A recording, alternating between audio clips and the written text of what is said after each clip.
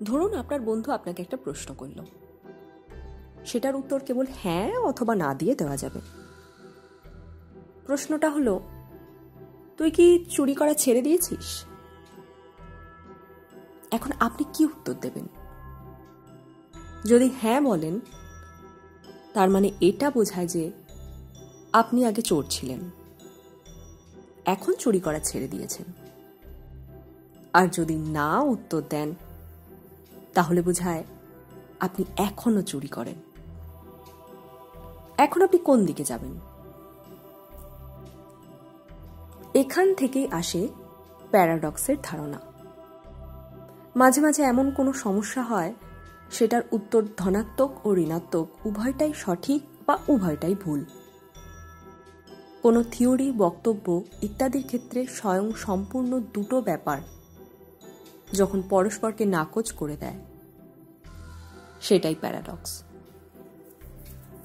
অনেকেই মাঝে মাঝে অনেক ধরনের প্যারাডক্সের মুখোমুখি হয়। আমার আজকের ভিডিওতে তারই ব্যাখ্যা করা হলো। আগন্তুক প্যারাডক্স। একটা শহরে এক অদ্ভুত আইন আছে। সেখানে কেউ এলেই নগররক্ষী জানতে চায় কেন সে শহরে এসেছে। জবাব ভুল হলে আর রক্ষে নেই, সঙ্গে সঙ্গে ফাঁসি। একবার এক আগন্তুক এলেন এই শহরে। যথারীতি তার এখানে আসার কারণ জানতে চাইলেন নগররক্ষী। আগন্তুক জবাব দিলেন, তিনি ফাঁসিতে ঝুলতে এসেছেন। মহা সমস্যায় পড়ে গেলেন নগররক্ষী। যদি ফাঁসিতে ঝোলানো হয়, তাহলে আগন্তুকের কথাই সত্যি হয়ে গেল। কিন্তু সত্যি কথা বললে কেউ ফাঁসিতে ঝুলতে পারে না। আবার যদি আগন্তুককে ফাঁসিতে ঝোলানো না হয়, তাহলে নগরের নিয়ম ভঙ্গ হয়, আর লোকটার জবাবও মিথ্যা হয়ে যায়। সত্যবাদী মিথ্যাবাদী প্যারাডক্স। কেউ যদি বলে, আমি আমার জীবনে কোনো দিন সত্যি কথা বলিনি, এটাও একটা প্যারাডক্স। কারণ যদি সে সত্য না বলে, তাহলে তার এই কথাটাও মিথ্যে।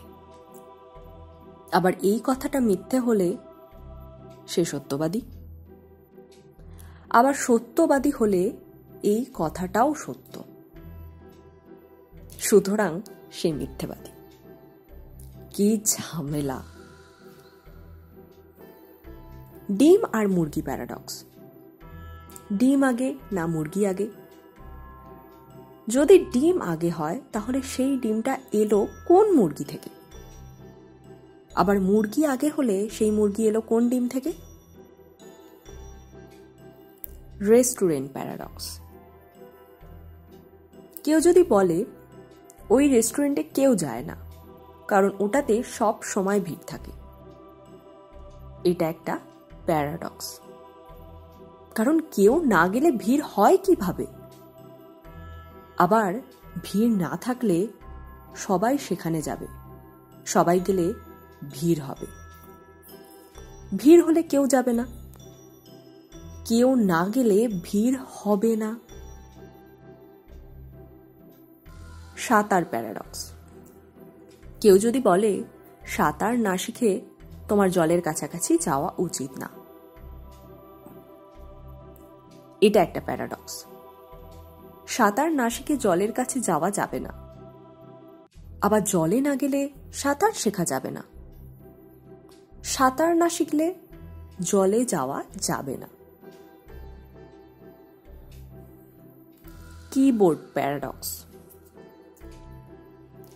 যারা মাইক্রোসফট অপারেটিং সিস্টেম ব্যবহার করেন, তাদের মাঝে মাঝে এমনটা হয়, keyboard not found, press any কি টু কন্টিনিউ।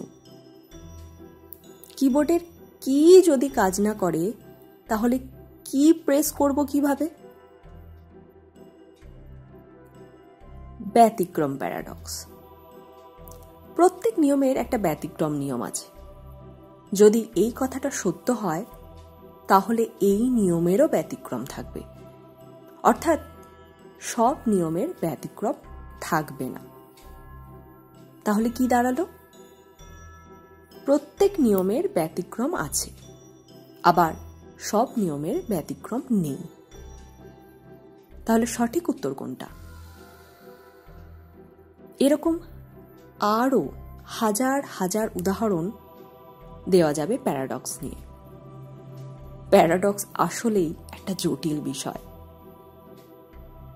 কোনো প্যারাডক্সেরই উত্তর আজ পর্যন্ত সঠিকভাবে দেওয়া সম্ভব হয়নি।